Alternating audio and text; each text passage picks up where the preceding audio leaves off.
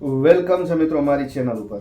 તો હમણાં ઘણી ખરી ફિલ્મો આવી અને ગઈ અને એના વિશેની વાત કરી અને ધીરે ધીરે એક નવી ઝુંબેશ ઉપડી છે સાઉથમાં તેમજ હિન્દીમાં, અને હવે ધીરે ધીરે ઘણા આપણા ગુજરાતી રિવ્યુઅરોએ પણ આના ઉપર વાત કરી છે, જેમાં હું પણ મારા રોટલા શેકીશ. અને વાત છે રિવ્યૂ બંધ કરવાની. સાઉથ, હિન્દી અને ખબર નહીં ગુજરાતી, ઘણા લોકો એવું કહે છે કે ભાઈ રિવ્યૂ કરવા જોઈએ કે ન કરવા જોઈએ, અને રિવ્યૂના કારણે ફિલ્મો ચાલે છે અથવા તો નથી ચાલતી.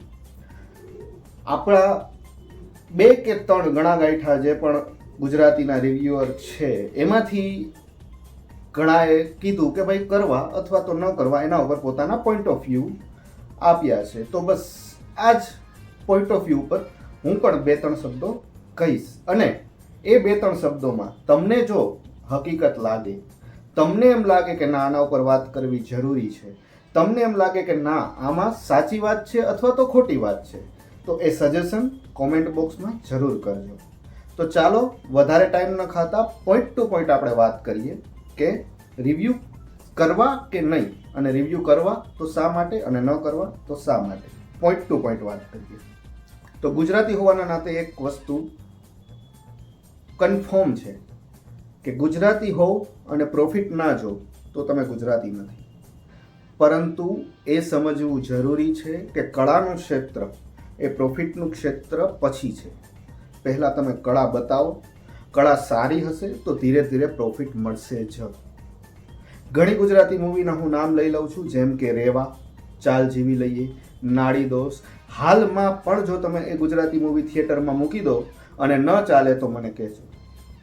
બીજા પોઈન્ટની વાત કરીએ તો ગુજરાતી મૂવી રિલીઝ થયા બાદ અથવા તો રિલીઝ થવાનું હોય ત્યારથી રિલીઝ થવા સુધી કેટલા કેમ્પેઇનો ચાલે છે, શું ડિસ્કાઉન્ટો છે. તમે સાઉથ સાથે કમ્પેરિઝન કરો, હિન્દી મૂવી સાથે કમ્પેરિઝન કરો, કેટલી બ્રાન્ડો છે, એ બધી બ્રાન્ડ એમને ડિસ્કાઉન્ટો આપે છે.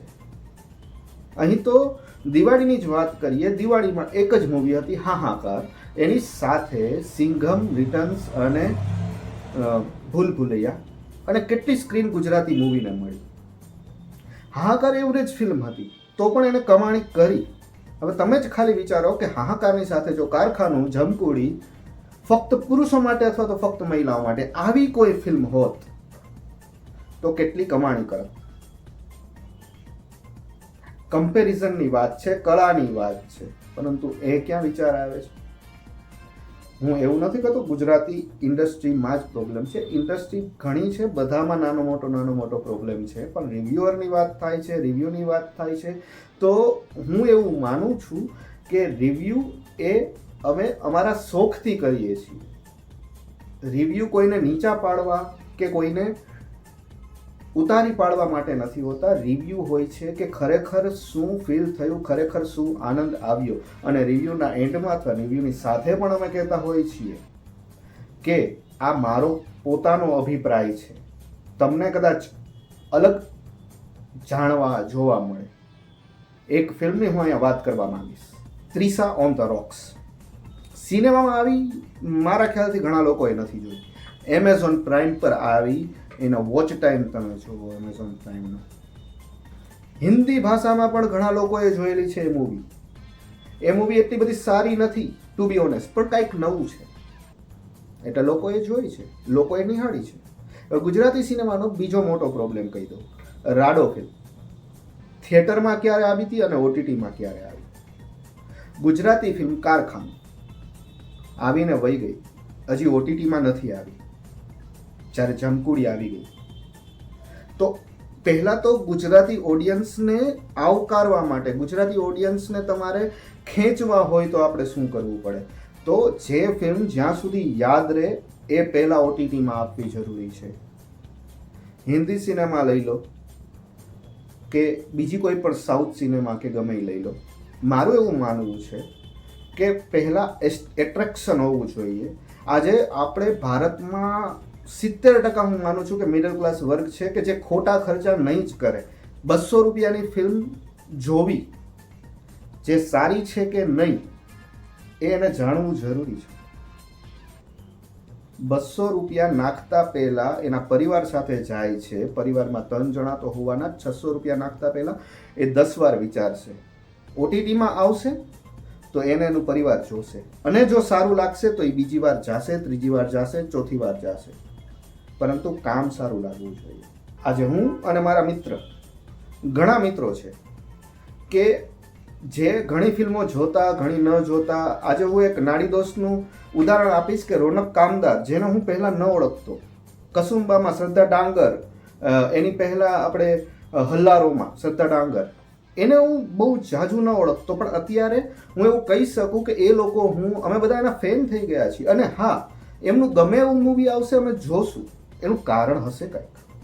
તો ગુજરાતી લોકોએ પહેલાં તો આ વિચારવું જોઈએ, અને ખાસ કરીને વાર્તાઓ અને કલા સાહિત્ય પર થોડું વિચાર વિમર્શ કરવો જોઈએ, જેથી કરીને ગુજરાતી ઓડિયન્સ એટ્રેક્ટ થાય. ગુજરાતી ઓડિયન્સ સિનેમામાં જવા ત્યારે જ તૈયાર થશે કે જ્યારે એને પહેલાં ઓટીટી ઉપરથી એક પ્રોમિસ મળશે કે ના, ગુજરાતી ફિલ્મો પણ સારી હોય છે. અને જો ઉદાહરણ જોવું હોય તો મલયાલમ સિનેમા જ્યારે પણ ઓટીટીમાં આવે છે ત્યારે ધૂમ મચાવે છે. એ જ રીતે ગુજરાતી ફિલ્મોની તેવડ છે કે ધૂમ મચાવી શકે છે. જગત મૂવીની તેવડ હતી, હજી ઓટીટીમાં નથી આવી. ઓટીટીમાં ધૂમ મચાવેની તાકાત છે, પરંતુ ક્યાં? હજી નથી.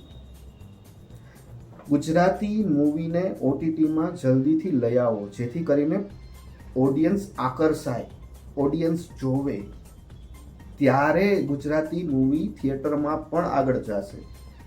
એકવાર ઓટીટીમાં જોશે કે આ હીરોનું કામ કેવું છે, આ હિરોઈનનું કામ કેવું છે, આ દિગ્દર્શકનું કામ કેવું છે, આ રાઇટરનું કામ કેવું છે, ત્યારે જઈને થિયેટરમાં જોવાની મજા આવશે. ત્યારે વિચાર આવશે કે ના, આ માણસ છે તો આની મૂવી થિયેટરમાં જોવાય. સિંઘમ અગેન અને ભૂલ ભુલૈયાની વાત કરીએ તો અનીસ બઝમી અને રોહિત શેટ્ટી, એમાં પણ કમ્પેરિઝન કરીને ગયા હતા માણસો કે ભાઈ રોહિત શેટ્ટીની જોવી જોઈએ કે અનીસ બઝમીની જોવી જોઈએ. હવે બીજી એક વાત કરીએ તો એક રિવ્યૂ ચેનલ છે, એણે વાત કરી છે કે રેડિયોમાં ગુજરાતી ગીતો બહુ ઓછા આવે છે, આ તે. તો હું એક વાત કહીશ, ગુજરાતી ગીતો આવે છે પણ ગુજરાતીઓ પ્રોફિટ જોવે છે. હું વાત કરીશ વેરાવળથી લઈને અમદાવાદ સુધી સાંજે 7 વાગ્યાથી લઈ અને 9 વાગ્યા સુધી ગુજરાતી ગીતો આવતા હતા, પરંતુ પ્રોબ્લેમ એ હતો કે એમાં એડવર્ટાઇઝ ગુજરાતી ગીતોથી વધારે હતી. હું અને મારું ફેમિલી જતું હતું. છેક સુધી અમે ગુજરાતી ગીતો સાંભળવાની ટ્રાય કરી છે, જે પણ રેડિયોના માધ્યમથી, પરંતુ પ્રોબ્લેમ સૌથી મોટો એક જ આવતો હતો કે મોસ્ટલી એક ગીત પછી 15 એડવર્ટાઇઝમેન્ટ. કેમ સાંભળવા ગીતો? બીજી એક સૌથી મોટી વાત કરીશ, એક આપણા રિવ્યુઅરે જે વાત કરી છે કે ગુજરાતી ફિલ્મ હોય કે કોઈ પણ ફિલ્મ હોય, મોસ્ટલી નાના મોટા ગામમાં, નાના મોટા શહેરોમાં અથવા તો ઘણા મોટા સિટીમાં પણ 7 જણાથી વધારે હોય તો જ અમે મૂવી ચાલુ કરશું, બાકી નહીં કરીએ. શા માટે ભાઈ? કાં તો તમે મૂવી ઉતારી જ દો એટલે કામ પૂરું થાય. 7 જણા ગોતવાના ક્યાંથી, અમારે લાવવાના ક્યાંથી? પહેલાં તો એ ખબર નથી પડતી. અમે જે જગ્યાએ હોય ત્યાંથી ટિકિટ ભરી અને તમારા ટોકીસ સુધી, કોઈ પણ A to Z ટોકીસ સુધી આવીએ, ત્યારે ત્યાં અમારે ઊભું રહીને કાં તો કેન્સલ ટિકિટ કરાવી અને 7 જણા ગોતવાના અને એ બધું કરવાનું. એ રિયલી બહુ ખરાબ કોન્સેપ્ટ છે. એક માણસ હોય તો બી મૂવી ચાલુ કરવું, 5 માણસ હોય તો બી મૂવી ચાલુ કરવું. હા, 0 હોય તમે ના પાડો, ઇટ ઇઝ ઓકે, તમે ચાલુ નથી કરતા. પણ જ્યારે 2 જણા આવ્યા છે, હું એવું નથી માનતો રિવ્યુઅર જે પણ જોવે છે એ એકલો આવતો હશે, એ એક જણાને લઈને જ આવે છે, તો 2 જણા માટે તો ચાલુ કરો. એ ખાસી જગ્યાએથી આવ્યો છે, એટલે એ સૌથી નબળો પોઈન્ટ કહી શકાય. અને બાકી તો મેં કીધું એમ કે ગુજરાતી પ્રજાને, ગુજરાતી લોકોને આવકારવા માટે ગુજરાતી દિગ્દર્શકોએ, ગુજરાતી પ્રોડ્યુસરોએ, ગુજરાતી લેખનકારોએ 1-2 એવા કેમ્પેઇન અથવા તો ઘણી વસ્તુ જે મલયાલમ સિનેમા ખાસ કરે છે એ કરવી જ જોશે કે પોતાની ફિલ્મ થિયેટરમાંથી ઉતરે એના મહિનાની અંદર, જ્યારે માણસોને મગજમાં હોય કે જ્યારે માણસોને યાદ હોય એ જ અરસામાં ઓટીટીમાં આપી દેવી, જેથી કરીને જે મૂવી લવર વર્ગ છે એ એને ખાસ જોઈ શકે. આજે રાડો છે એ ક્યારે આવી હતી અને ક્યારે છે ઓટીટી પ્લેટફોર્મ પર આવી. તમે જે બનાવો છો એ પહેલાં તમે જોવો અને પછી ટોકીસમાં ઉતારો, જેથી કરી અને એ અસહ્ય તો ન બને. હું ખાલી એટલું જ ધારીશ કે મારી ગુજરાતી ફિલ્મ છે એ મને બહુ મજા ન આપે તો ઓકે, પણ મને નિરાશ તો ન કરે.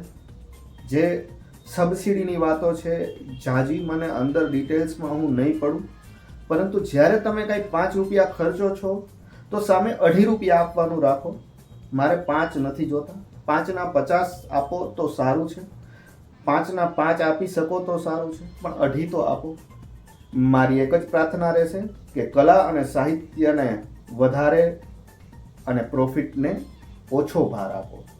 પ્રોફિટ તો આવશે જ જ્યારે કલા અને સાહિત્ય મોખરે હશે. ગુજરાતી જ નહીં, હિન્દી, સાઉથ બધી જગ્યાએ આ છે. જે સાઉથની કંગવા મૂવીમાં જે પ્રોબ્લેમ થયો, આ સેમ જ થયો છે કે એણે બહુ ઝાઝું વિચારી લીધું હતું, જેના માટે ઓડિયન્સ હજી રેડી નથી. ઓડિયન્સ શેના માટે રેડી છે એ આપ લોકોએ નથી વિચારવાનું, એ ઓડિયન્સ વિચારી લેશે. તો હજી એકવાર કહીશ કે બસ સારી ફિલ્મો બનાવો અને અમને રિવ્યૂ કરવામાં અથવા ન કરવામાં કોઈ વાંધો નથી. અમે અમારો અભિપ્રાય આપીએ છીએ, જે અમને ગમ્યું એના માટે અમે 5 જણાને ઉશ્કેરીએ છીએ કે આ તો જોવી જ જોઈએ અને આ ટોકીસમાં જોવો. જે ટોકીસમાં નથી એને અમે ઓટીટી આવ્યા ભેગું અમારા રિવ્યુઅર જેટલા પણ છે, મને ખ્યાલ છે કે એ ઓટીટીમાં જેવી આવે તો એ ફિલ્મની વાત કરે છે કે ઓટીટીમાં આવી ગઈ છે, આપ જઈને જોવો. તો ઓટીટીમાં પણ એ ફિલ્મ કમાણી કરશે. તો બસ આ જ મારો અભિપ્રાય હતો આ રિવ્યૂ અને ન રિવ્યૂ કરવા એના બાબતે. બાકી ગુજરાતી સિનેમા ઘણું પ્રબળ છે, મારા કરતાં ઘણા પ્રબળ લોકો ઉપર બેઠા છે, એ લોકો વિચાર કરતા જ હશે. રિવ્યૂ અમારે કરવો ન કરવો એ અમે નક્કી કરશું. બાકી અહીં તમે તમારો અભિપ્રાય મને આપતા જજો કે રિવ્યુઅર કોમ્યુનિટી છે એ ઠીક છે કે પછી એમાં કંઈ સુધાર કરવો જોઈએ. કારણ કે મને ખ્યાલ છે કે સારું સારું બોલશો તો કોઈ કાંઈ નહીં બોલે, ખરાબ રિવ્યૂ આવશે તો પૂરું. સાઉથમાં કંતારા મૂવી આવી જ હતી, જેના વિશે ઘણા રિવ્યુઅરે સારા રિવ્યૂ આપ્યા જ છે, પણ ત્યારે કોઈ કાંઈ નથી બોલતું. જ્યારે આ કંગુવા જેવી ફિલ્મ ડાઉન જાય છે ત્યારે પ્રોબ્લેમ થાય છે. તો આ ડિબેટ તો ચાલતી જ રહેશે યુટ્યુબના માધ્યમ થ્રુ, ઘણા લોકો થ્રુ. તો આપ બી મને કોમેન્ટ સેક્શનમાં જણાવો કે શું આ સારી વાત છે, રિવ્યૂ કરવા જોઈએ ન કરવા જોઈએ, તમારો શું મત છે આ બાબતે. ખાસ કરીને ગુજરાતી ઓડિયન્સ માટે આ વિડીયો છે, તો ગુજરાતી ઓડિયન્સ મને કહે. બસ તો આ જ હતી મારી પર્સનલ વાત. બાકી મળતા રહેશું આવી જ રીતે ચાલતા ચાલતા. જય હિન્દ, વંદે માતરમ.